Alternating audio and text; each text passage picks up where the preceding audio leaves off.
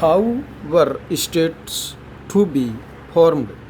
The Constitution sought to balance these compounding claims by providing three lists of subjects: a union list with subjects such as taxes, defense, and foreign affairs, which would be the exclusive responsibility of the center, a state list of subjects such as education and health, which would be taken care of principally by the states, a list under which would come subjects such as forests and agriculture, in which the center and the state would have joint responsibility. Next, constituted assembly concerned language. Many members believed that the English language should leave India with the British rulers. Its place, they argued, should be taken by Hindi.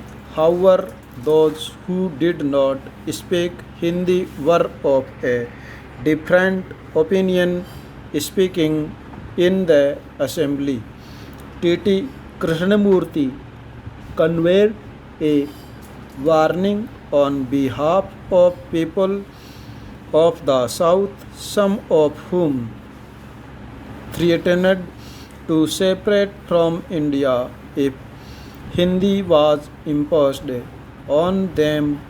A compromise was finally arrived at, namely, that while Hindi would be the official language of India, English would be used in the courts, the services, and communications between one state and another. Next, many Indians contributed to the forming of the Constitution, but perhaps the most important role was played by Dr. B.R. Ambedkar, who was chairman of the drafting committee and under whose supervision the document was finalized.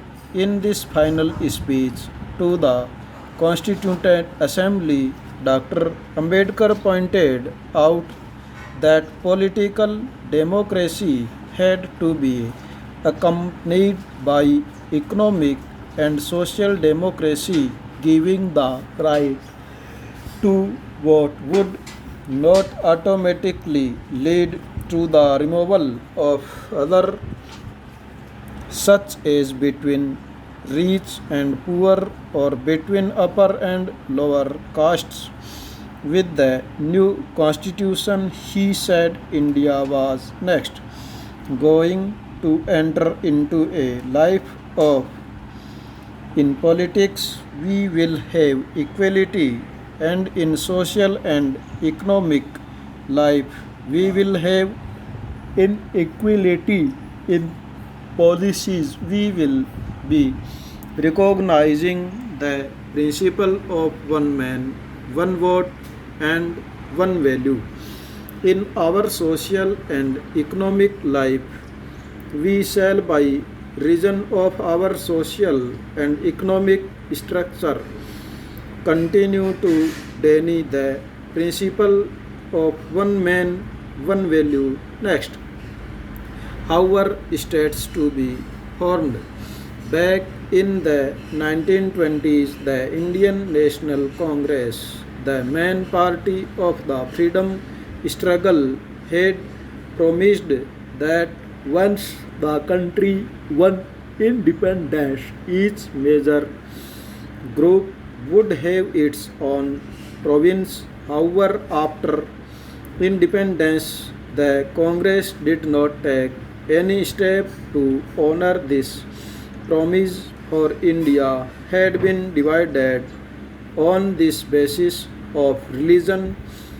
The wishes and efforts of Mahatma Gandhi, freedom had come not to one nation but to Two, as a result of the partition of India, more than a million people had been killed in riots between Hindus and Muslims.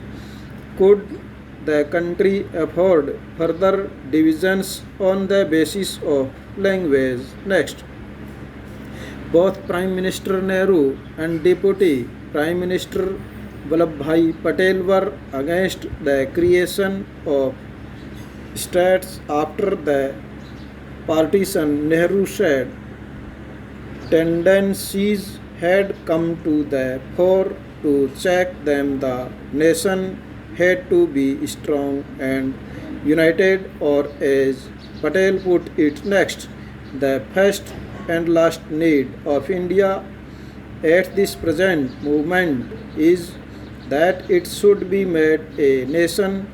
Everything which helps the growth of nationalism has to go forward, and everything which throws in its way has to be rejected. We have applied this test to provinces also, and by this test, in our opinion, they cannot be supported. Next, that the Congress leaders would now go back on their promise created great disappointment. The Kannada speakers, Malayalam speakers, the Marathi speakers, and all looked forward to having their own state. The strongest protest, however, came from the Telugu speaking districts of what was the Madras Presidency. When Nehru went to campaign there during the general election of 1952, he was met with black flags and slogans demanding "We want Andhra." In October of that year, a veteran Gandhian named Poti Siramulu went on a hunger strike demanding the formation of Andhra state to protect the interests to Telugu speakers.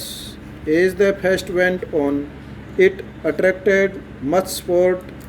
Harotals and bandhans were observed in many towns. Next, on 15 December 1952, 58 days into his fast, Poti Sirumulu died. As a newspaper put it, the news of the passing away of Srimulu influenced entire Andhra and South. The protests were so intense that the central government was forced to give in to the demand. Thus, on 1st October 1953, this new state of Andhra came into being, which subsequently became Andhra Pradesh. Next, after the creation of Andhra, other communities also demanded their own separate states. A states Reorganizations Commission was set up, which submitted its report in 1956, recommending the redrawing of districts at provincial boundaries to form compact province of Assamese, Bengalis, Oriya, Tamili, Malayalam, Kannada, and Telugu speakers respectively. Next, the large Hindi speaking region of North India was also to be broken